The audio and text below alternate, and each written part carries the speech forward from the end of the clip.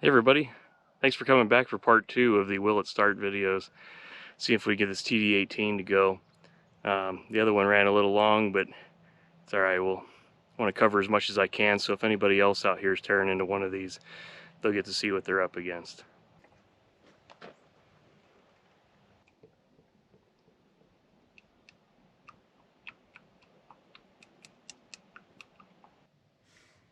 And looks like we're right up to the full line. Took 5 gallons, that whole 5-gallon bucket. That was kind of handy. I didn't have to go buy more. And then we need to worry about the lubrication and this injection pump. This is where you fill the oil in here. I'm gonna have to go check the book real quick to see what oil it takes. I think it was 30 weight, but I think we fill it up until it comes out that little petcock right there, but I'm gonna go consult the book to make sure before I do. I've consulted the owner's manual, and it shows that this drain petcock right here is your fill level. I'm gonna open that up and just poke this on the inside to make sure there's nothing obstructing. And I can see it just starting to ooze out of there. Poke the pick in there. Yeah, I think we're good. I'm gonna pull these spark plugs out of here, if I have the right size wrench. And what I'm gonna do, I'm gonna lubricate. There we go. I'm gonna squirt some oil in each cylinder. In order to do this, you have to have the engine positioned in the gasoline side so that the valve is open, so that the oil can drain down into the cylinder. That way we can kind of pre-lube the cylinders a little bit before we try rolling this thing over.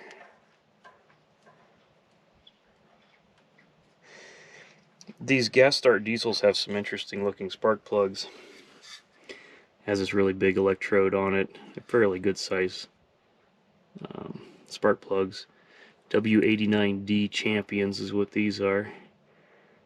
And a little dirty, but I think they'll work for now. Now that we got the spark plug out and the engine in the gasoline position,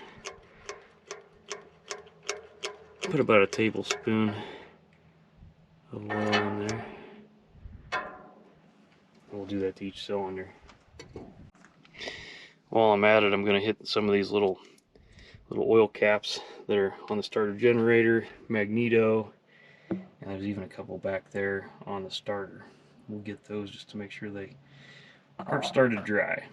Now we got here to cylinder number 3, and it looks like the spark plug's broken. It's pretty dirty, so it looks like it's been broken for quite a while. Nothing new, nothing I did. Luckily I've got one, but yeah, it's broken. And the other half is still hanging in the spark plug wire. But we got a brand new Champion 589, which is a W89D spark plug.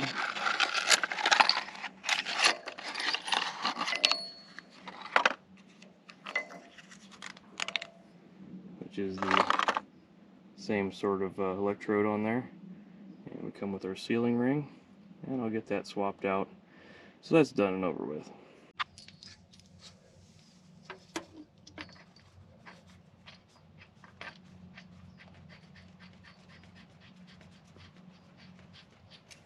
Since we're on the subject of spark plugs, I thought I'd show you some new parts that came in.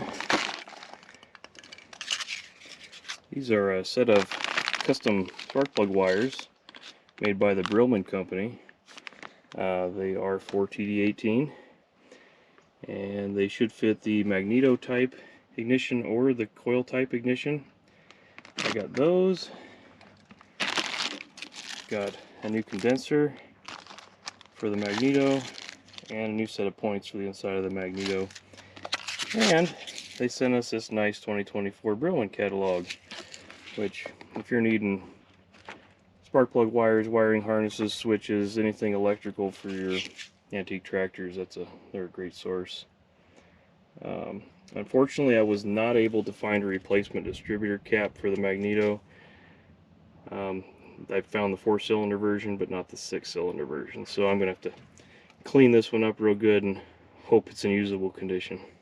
This side of the block, on the right side, there is a coolant drain plug. We got the new one here. It's actually a supposedly used one that goes in here, and the threads are kind of gross from being exposed for so long, but I've got a 3/8 pipe tap, and we're going to clean out these threads so that we can thread this thing in nicely.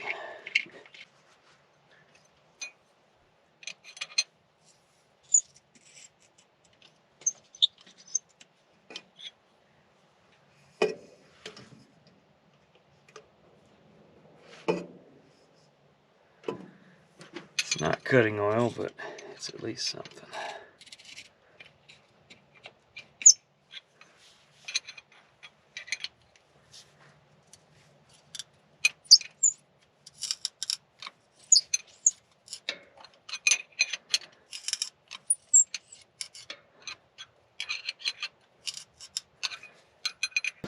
So we got it tapped out. I'm going to spray a little bit of brake cleaner in there to clean all the oil out, and grease, and nastiness, and who knows what else. And now that that's cleaned out, we'll put thread in our new used petcock. I'm going to probably take it out again to drain this system a couple times so to flush it out, so I'm not going to use any thread tape just yet. I'm just going to seal it up so we can put water in it.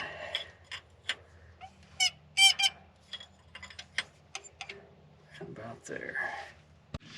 Over on the left side, we had a bad freeze plug. Well, I don't know if it's bad, but it was missing, and it's back behind one of the oil filters. I ordered 2 new ones. One is kind of a spare, and it's kind of hard to get to. I had to hit it from an angle, but a little bit of silicone around the outside before I installed it, and I think she'll hold. Alright, we got a brand new commercial Group 31 battery installed. I got to hook up the terminals. I have the generator disconnected because we have switched from positive ground to negative ground. I haven't changed the wiring on the generator yet, so we'll leave that alone for now, out of the equation.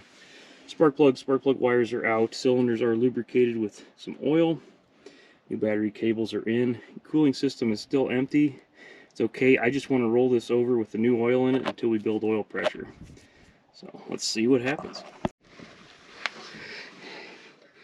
Contact. And nothing.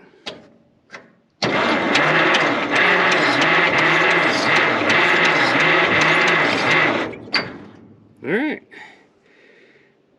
It rolls over. Let's do it one more time.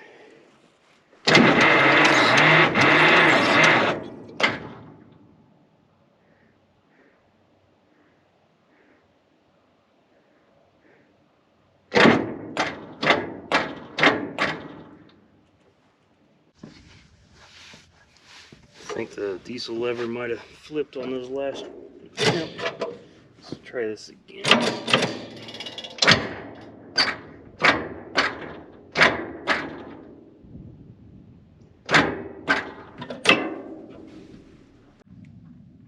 Unfortunately, after messing with this starter and the new cables and all that, we were able to get it roll over a little bit, but I think the starter is got a dead spot in it. So I am going to remove this starter and take it to a starter repair shop, and we'll get it torn down and see if we can make it work again.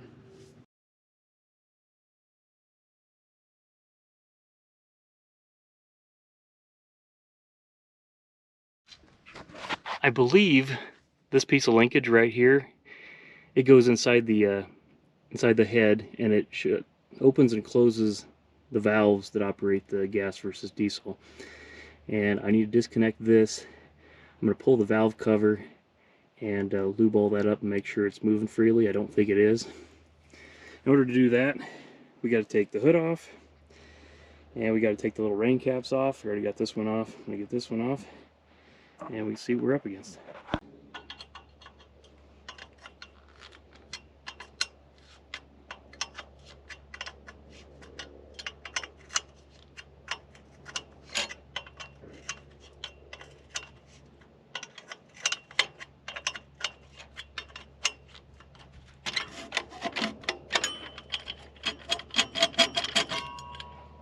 Alright, both of these stacks are in there really good, so I can't pull those off. I'm hoping I can lift this hood up and over.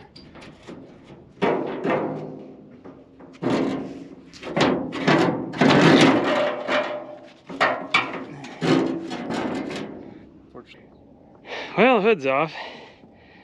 That was kind of difficult. Anyways, by myself anyways. This is a little concerning.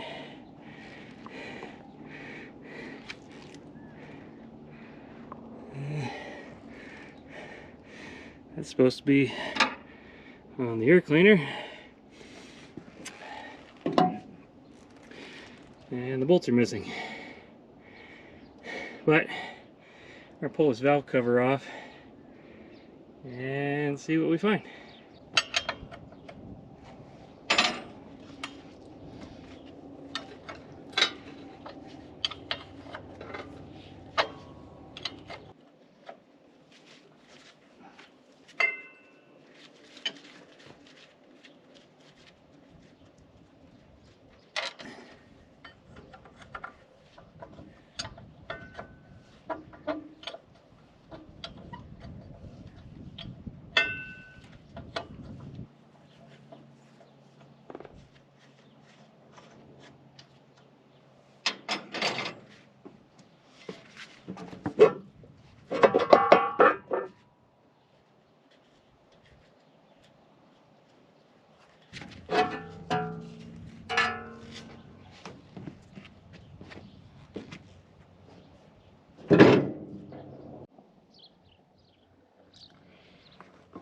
Well, the inside of the valve cover doesn't look too bad.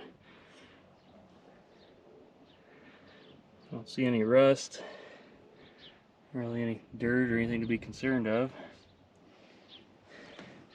But see, this linkage goes through and it's got a spring on it, which actually doesn't look to be attached to anything anymore.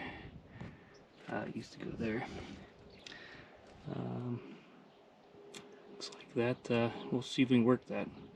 We'll unhook this linkage over here, see if we can work it back and forth. So in the operator's manual it says if it's set for a long time you should lubricate the top end by oiling some of the key points, and I think it specifies these little holes right here along the rocker arm, and we'll do that, and I'll also just pour some oil kind of all over everything, see if I can loosen things up.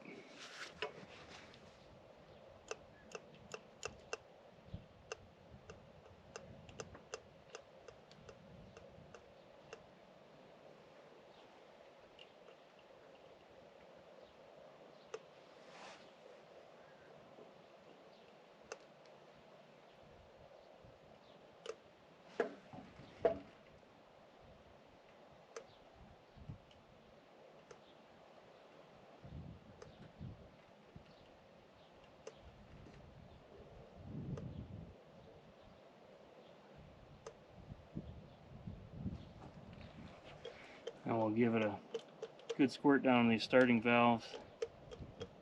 I don't know if that'll help anything, but it can't hurt. And then I'm going to go just a little further, and I'm just going to kind of dump oil all over everything up here.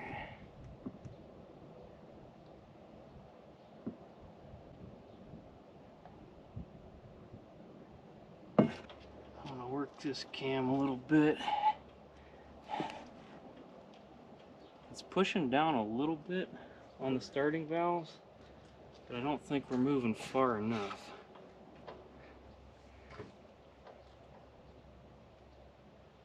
I've worked these starting valves a little bit.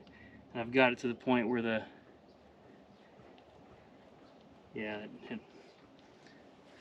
the starting valve cam seems to be moving nice and freely now. Hopefully that dumping oil everywhere helped a little bit. I'm going to work it a little bit more, and then I think we can put the valve cover back on, because I think everything under here looks good once I hook that spring back up. And I'm going to start chasing all those other linkages and make sure they're free.